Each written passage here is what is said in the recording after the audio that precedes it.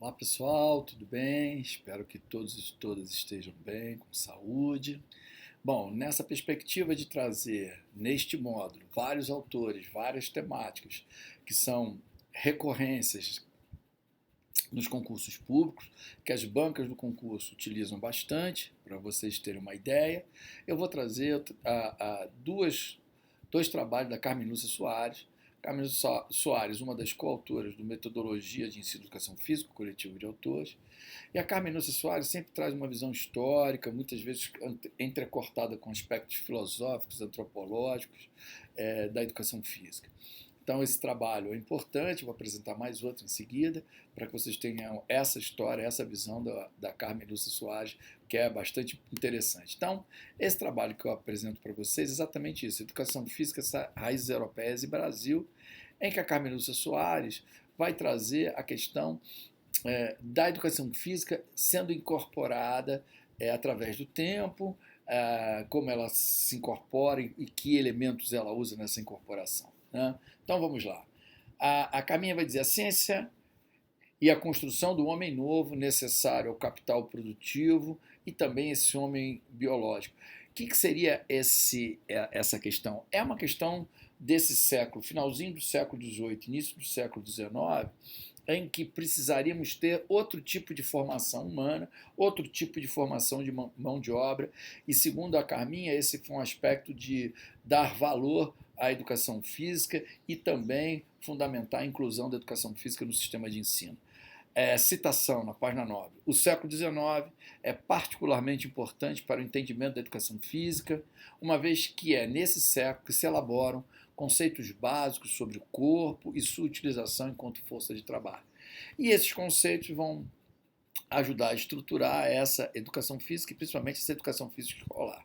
Na Europa, e ela cita particularmente na França, se consolida o Estado burguês e a burguesia enquanto classe, e surge então a classe operária. A construção deste homem novo, segundo a autora, será integral. Aspectos mentais, intelectuais, culturais e físicos. E a educação física será então efetivada. A educação física terá esse construto para participar dessa construção desse homem novo. Né? Citação na página 10. A educação física integra, portanto, de modo orgânico, o nascimento e a construção dessa nova sociedade, onde os privilégios conquistados e a ordem estabelecida com a Revolução Burguesa não deveriam mais ser questionados. Essa Revolução Burguesa se apresenta de várias formas em vários países. Né? A ciência calcada nos princípios de sistematização dos séculos XIX e XVIII, naturalização dos fatos social, logo com essa questão do Renascimento, da época das luzes, cria o social biologizado e não antropológico, ou seja, é um social produtivo. Né? Quando ela fala biologizado, na questão da performance, da produtividade. Citação: nas disciplinas sociais que se estruturalizam ao longo do século XIX, predominará o pensamento naturalista do positivismo. A sociedade passa então a ser comparada ao orgânico e vista como um grande organismo vivo. Consolida-se a ideia de que é regida por leis naturais. Determinantes biológicos dariam essa organicidade a essas leis naturais.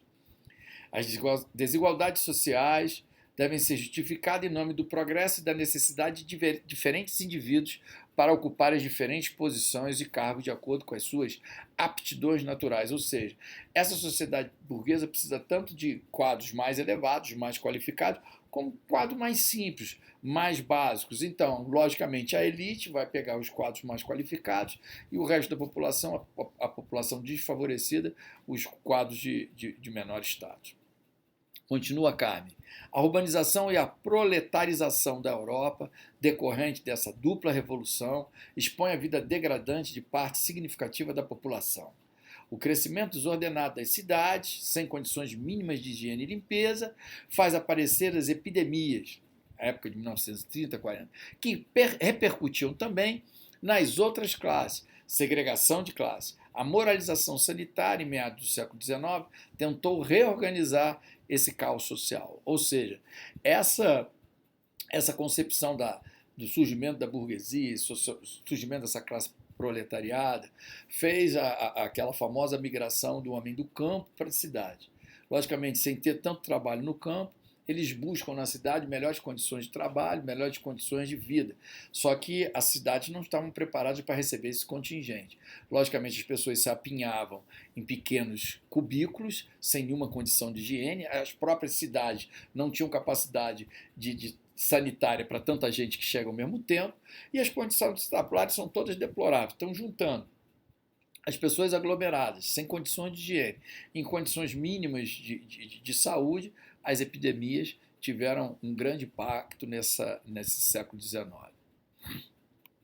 A educação física, seja aquela que se estrutura no interior da instituição escolar, seja aquela que se estrutura fora dela, por exemplo, nas instituições militares, será a expressão de uma visão biologizada e naturalizada da sociedade. Essa educação física incorporará e veiculará a ideia da hierarquia, da ordem, da disciplina, da saúde como responsabilidade individual. Ou seja, a ideia é que para que esse caos e essa situação sanitária que era degradante fosse resolvida, era fazer com que as pessoas se responsabilizassem pela sua saúde, pela sua limpeza, pela sua higiene. Sem considerar que essas pessoas não tinham essas condições, porque não tinham condições básicas de vida. Né? Trabalhavam demais, lugares que elas dormiam, que basicamente a vida era trabalho e retorno para o descanso, os lugares não tinham condição boas, porque eram lugares baratos, porque essas pessoas também tinham péssimos salários e não teriam condição de investir nessa saúde. Então, começa a ter uma campanha, né? Tanto essa questão de higienismo, para que as pessoas soubessem, se conscientizassem da necessidade de se manter uma higiene mínima pessoal para evitar essas doenças. Se as causas, citação da Carminha, lá na página 33, se as causas não podiam ser sociais, elas seriam então biológicas, ou físicas, do meio físico, naturais e morais. Esse processo de naturalização, que ela sempre percebe, essa ideia de não ver realmente quais são os problemas e naturalizar como se as coisas acontecessem, sim, por um acaso, e não fosse uma degradação social. O discurso e a prática médica, oriundos da medicina social e as suas concepções predominantes, ou seja, naquelas higienistas de forte caráter moralizador, normativo, adaptativo, educativo, irão impor-se no sentido de alterar hábitos, costumes, crenças e valores. Ou seja, isso acontece na Europa de uma maneira muito abrupta, né? Porque essa convulsão social, com essa migração das pessoas procurando melhores condições de vida e trabalho nas cidades, isso é uma verdadeira convulsão social, obriga, então, a um controle e uma organização dessas populações. Então, a ordem, não só os médicos são chamados, os sanitaristas são chamados para gerenciar esse caos, mas todos aqueles considerados especialistas, engenheiros, arquitetos, professores, todos aqueles são convidados a ter uma concepção médica, uma ordem médica, né, um poder normativo, de maneira que tenha um caráter moralizador e que possa mudar a condição da vida dessas pessoas, né, alterar hábitos, costumes, crenças e valores.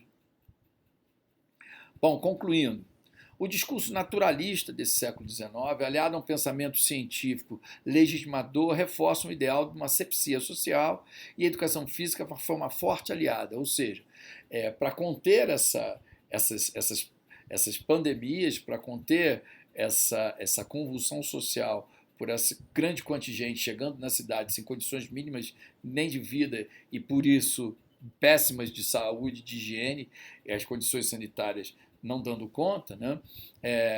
Foi crivado por um discurso naturalizante e um pensamento científico de uma ordem médica que reforçaram uma asepsia, uma limpeza social, e a educação física foi uma forte aliada nessa concepção higienista dessa classe burguesa e dessa classe proletariada em situação de risco social.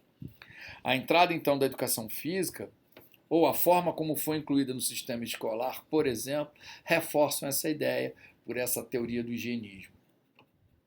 O interesse era, então, formar, volta a usar as aspas, o trabalhador saudável, aquele que possa fazer uma força de trabalho interessante para essa burguesia utilizar e explorar. A medicalização e a governabilidade são formas de explicitar tais ideais assépticos, ou seja, a medicalização dessa sociedade é essa ordem que a gente viu na transparência anterior, essa ordem sanitária, essa ordem higienizante, para que essa população possa ser responsabilizada pela sua própria asepsia, pela sua própria saúde, e também que possa ser possível governar essa população. O governamento da população é uma concepção biopolítica, essa população precisa ser ordenada e governada para que ela possa servir aos interesses da classe dominante.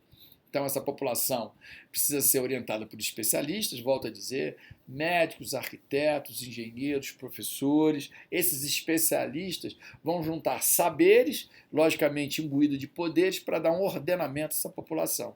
Por isso que ela vai juntar essa medicalização, essa ordem médica vigente e essa governabilidade, o governo dessas populações, para conter, por exemplo, essas epidemias, para conter a questão de expansão de uma natalidade desenfreada e tudo mais. Né? Bom, espero que vocês tenham gostado. É uma perspectiva interessante da Carmen Lúcia Soares, que eu vou continuar com vocês no próximo capítulo, trazendo mais aspectos de uma educação física agora mais voltada para o Brasil. Um abraço, convido vocês a